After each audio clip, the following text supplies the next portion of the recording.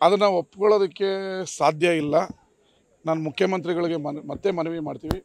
ಒಕ್ಕಲಿಗರು 1 ಕೋಟಿಗಿಂತ ಹೆಚ್ಚು ಜನ ಇದ್ದಾರೆ. ನೀವು ತಂದಿರೋಂಥ ಜಾತಿ ಗಣತಿಯನ್ನು ದಯವಿಟ್ಟು ಮರುಪರಿಶೀಲಿಸಿ. ಯಾಕಂದರೆ ಇವತ್ತು ನನ್ನ ಮನೆಯಲ್ಲೇ ಬಂದು ಕೇಳಿಲ್ಲ. ಆ ಥರ ತುಂಬ ಕಾಂತರಾಜು ವರದಿಯಲ್ಲಿ ಅವರ ಸಮೀಕ್ಷೆ ಪಾಪ ಇದರಲ್ಲಿ ಸರ್ಕಾರದ ಪಾತ್ರ ಇಲ್ಲ. ಯಾರು ಸರ್ವೆ ಮಾಡಿದ್ದಾರೆ, ನನ್ನಂಥವ್ರು ಎಷ್ಟೋ ಮನೆಗಳಲ್ಲಿ ಕೇಳಿಲ್ಲ. ಇವತ್ತು ಇದರ ಬಗ್ಗೆ ಉಪಮುಖ್ಯಮಂತ್ರಿಗಳು ಸಭೆ ಕರೆದಿದ್ದಾರೆ ಬೆಂಗಳೂರಿನಲ್ಲಿ. ನಾನು ಎಲ್ಲ ಕೆಲಸ ಬಿಟ್ಟು ಆ ಸಭೆಯಲ್ಲಿ ಭಾಗವಹಿಸ್ತಾ ಇದ್ದೀನಿ. ಮುಂದೆ ಏನು ಮಾಡಬೇಕು ಅಂತೇಳಿ ನಮ್ಮ ಸಮಾಜದ ಮಂತ್ರಿಗಳು, ಶಾಸಕರು, ಮಠಾಧೀಶರಿದ್ದಾರೆ, ಅದರ ಕ್ರಮ ಕೈಗೊಳ್ತಾರೆ. ಅದನ್ನು ಒಪ್ಕೊಳ್ಳೋದಕ್ಕೆ ಸಾಧ್ಯ ಇಲ್ಲ. ನಾನು ಮುಖ್ಯಮಂತ್ರಿಗಳಿಗೆ ಮತ್ತೆ ಮನವಿ ಮಾಡ್ತೀವಿ. ಒಕ್ಕಲಿಗರು 1 ಕೋಟಿಗಿಂತ ಹೆಚ್ಚು ಜನ ಇದ್ದಾರೆ. ನೀವು ತಂದಿರೋಂಥ ಜಾತಿ ಗಣತಿಯನ್ನು ದಯವಿಟ್ಟು ಮರುಪರಿಶೀಲಿಸಿ.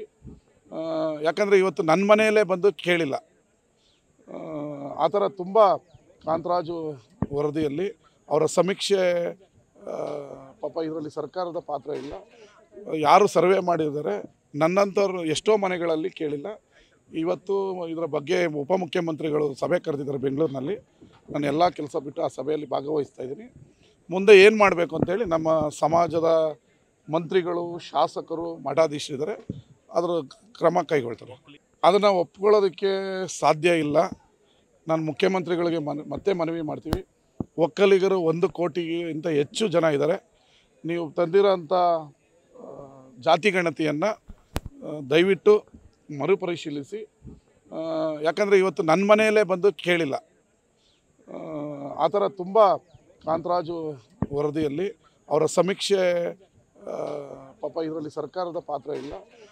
ಯಾರು ಸರ್ವೆ ಮಾಡಿದ್ದಾರೆ, ನನ್ನಂಥವ್ರು ಎಷ್ಟೋ ಮನೆಗಳಲ್ಲಿ ಕೇಳಿಲ್ಲ. ಇವತ್ತು ಇದರ ಬಗ್ಗೆ ಉಪಮುಖ್ಯಮಂತ್ರಿಗಳು ಸಭೆ ಕರೆದಿದ್ದಾರೆ ಬೆಂಗಳೂರಿನಲ್ಲಿ. ನಾನು ಎಲ್ಲ ಕೆಲಸ ಬಿಟ್ಟು ಆ ಸಭೆಯಲ್ಲಿ ಭಾಗವಹಿಸ್ತಾ ಇದ್ದೀನಿ.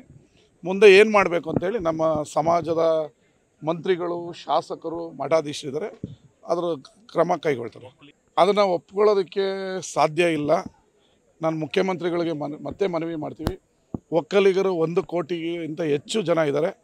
ನೀವು ತಂದಿರೋಂಥ ಜಾತಿ ಗಣತಿಯನ್ನು ದಯವಿಟ್ಟು ಮರುಪರಿಶೀಲಿಸಿ. ಯಾಕಂದರೆ ಇವತ್ತು ನನ್ನ ಮನೆಯಲ್ಲೇ ಬಂದು ಕೇಳಿಲ್ಲ.